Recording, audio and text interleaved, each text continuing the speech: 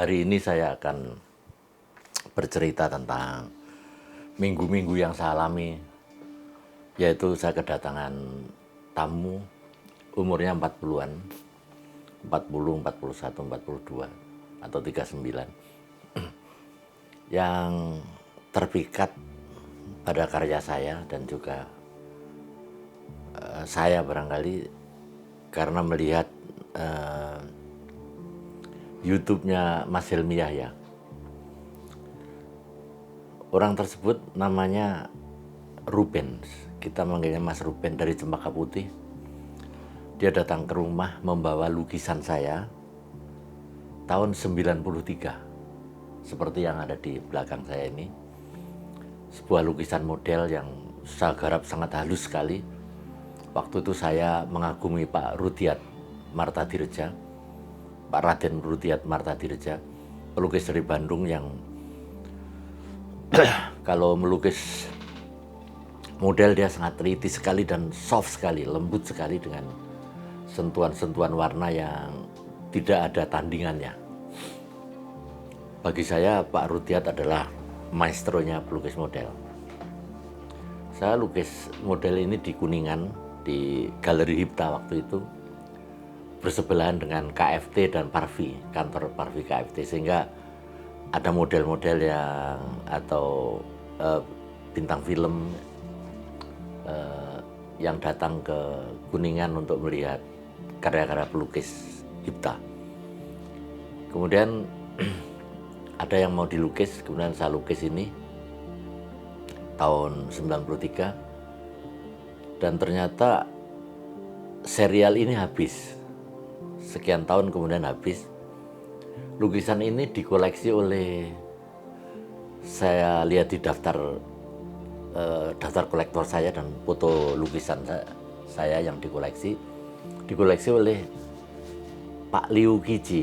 Liu Qiji kalau tidak salah pengusaha dari Singapura. Setelah sekian tahun, lukisan ini diketemukan oleh Ruben tadi, Mas Ruben tadi. Dia ingin mengoleksi lukisan saya, kemudian dia baca di Tokopedia atau apa itu, ada lukisan Hardi tahun 93. Dia tanya, apa ini asli? Saya bilang asli nih. Kok bisa nih? Iya, harganya di Tokopedia 2 juta. Aku bilang ambil, kalau enggak saya yang ambil. Karena ukuran itu sekarang harganya sudah sekitar di atas 10. Kemudian dia tawar katanya, kena 750. Lukisan ini barangkali selama ini digantung di teras atau bagaimana, sehingga dan tidak punyanya Pak Liu Qiji lagi. Pasti ini dimiliki oleh pembantunya atau bagaimana yang kurang ngerti lukisan ya. Barangkali Pak Liu Qiji sudah wafat atau pulang ke Singapura, kita tidak tahu. Lah, kemudian setelah saya lihat, saya bilang ini saya belinya aja. Kamu beli 750, saya dobelin. Enggak Pak, saya memang dari awal begitu melihat lukisan ini berniat mengembalikan ke Pak Hardi. Lu enggak, ini kan punyamu, aku bilang. Bukan Pak, saya ingin mengembalikan Pak Hardi. Kemudian dia berjalan ke mobilnya, keluar membawa 2 bungkusan. Ternyata dia membawa 2 keris. 2 keris. Yang bikin kaget saya adalah keris tersebut berwarangka, berhandle gading murni, pure gading. Dan keris ini kalau menurut saya, ini keris sepuh, keris tua, era Majapahit, Sriwijaya, keris Sumatera, mix keris Jawa. Jadi lihat warangkanya, warangka Sumatera, bukan Bugis. Kalau Bugis lebih tebal. Kemudian keris ini kayak keris Jawa, tetapi ini memang ular naganya segala, ular naga dari Sumatera. Kinatah emas. Jadi ini menurut saya milik bangsawan yang tajir. yang tajir, bangsawan yang tajir, amat sangat bagus, dan ini merupakan masterpiece. Ada permatanya juga di sini, batu permata ditempel. Ini bukan koleksi sembarangan. Saya tanya, wah ini keris luar biasa kau simpen ini. Enggak Pak, saya serahkan pada Pak Hardi. Untuk apa? Enggak tahu, pokoknya saya ingin memberikan aja kepada Pak Hardi. Saya kaget sekali. Ini juga, ini era Majapahit Sriwijaya. Kalau naganya jelas-jelas bukan naga Jawa, tetapi Kinatah Mas ini Jawa ya, Kinatah Masnya ya dipesenin di Jawa pasti. Tapi ini warangkanya gading lebih besar daripada yang satunya tadi, dan ini sangat majingkrok. Majingkrok itu dalam bahasa Rusia, perbatasan dengan Ukraina, itu artinya fantastis. Jadi karya ini luar biasa. Seperti lukisan saya ini juga lukisan majingkrok. Dan apa yang saya terima sekarang ini seperti anugerah. Saya bilang sama Ruben, nanti kalau ini ada yang menghendaki banget, ada jodohnya, nanti kalau saya jual, karena ada yang jodoh sekali, nanti uangnya untuk kamu. Jangan Pak Hardi, jangan Pak Hardi. Enggak, saya enggak mau. Terlalu banyak kamu menerima saya, memberi saya pada satu hari itu kau terlalu banyak memberi.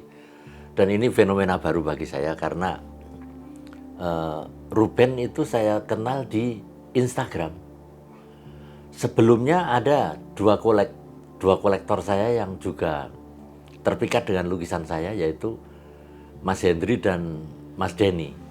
Itu juga dia melihat di Instagram, kemudian dia ingin ke rumah, kemudian dia melihat suatu pameran, kemudian dia membeli lukisan, dan sekarang udah jadi kolektor saya, seperti kolektor-kolektor senior yang selama ini mengoleksi lukisan saya. Jadi jangan remehin Instagram. Untuk pelukis-pelukis, jangan remehin Instagram, harus diolah, bikin postingan foto-foto yang bagus. Insya Allah kita tidak perlu pameran. Kita tidak perlu pameran di galeri, kita bisa menjangkau khalayak lebih luas, dan kita bisa menyalurkan karya-karya kita supaya dia hidup dan berpameran tiap hari. Itu yang saya lihat pada saudara Ruben dan kemudian saudara Denny dan Hendri. Mereka kolektor-kolektor baru, tetapi visinya jauh ke depan, dan juga mereka yang nge-track, yang di-track langsung sejarah kita. Pelukis ini siapa, ini di-track semuanya. Jadi YouTube yang selama ini saya keluarkan dia track, dan dia menilai untuk itu. Jadi untuk para pelukis muda yang jauh lebih muda dengan saya, mulailah bikin YouTube. Cerita apa adanya, cerita sejujurnya. Nanti akan ada calon kolektormu yang tersentuh hatinya, dan dia akan mengoleksi lukisan-lukisanmu. Malam ini sehabis sahur, ini sekitar hampir 3:30, saya rekaman ini tentunya atas kehendak Allah Ta'ala juga, untuk mengisi hari puasa. Dan ini suatu pemikiran yang saya sebarkan ke masyarakat kita, khususnya pada seniman-seniman. Jadi seniman, berkaryalah dan orang akan melihatmu, dan apa yang ingin kau koleksi, kau koleksi. Jangan remehin pusaka ini. Pusaka ini adalah keris gaya Sumatera Jawa, bisa dari Lampung, Sriwijaya, Palembang. Ini sangat luar biasa sekali, dan saya mohon para pejabat di luar Pak Prabowo menghadiahkan keris kepada tamu-tamunya yang dari luar negeri, dari Kementerian Pertahanan luar negeri. Itu suatu hal yang baik sekali. Jadi pejabat teras kita jangan sungkan-sungkan, dan harus punya visi untuk menggelurakan tentang artefak budaya kita yang sangat diperlukan oleh dunia. Jadi hal ini tentunya sudah jadi kewajiban kita semua untuk menggelurakan apa yang kita punyai di bumi Indonesia ini, sehingga tidak terjadi konflik terus-menerus yang bersumber pada politik. Politik sudah menjadi suatu hal yang menjadi polutif, menjadi polusi. Dan politik akan berkolusi dan itu tidak menyehatkan bangsa ini. Mari Pak Presiden Jokowi untuk back to culture kita, sehingga guncangan-guncangan akan terus bisa diredam dan bangsa kita tuh lebih wise menyikapi keadaan. Itu aja.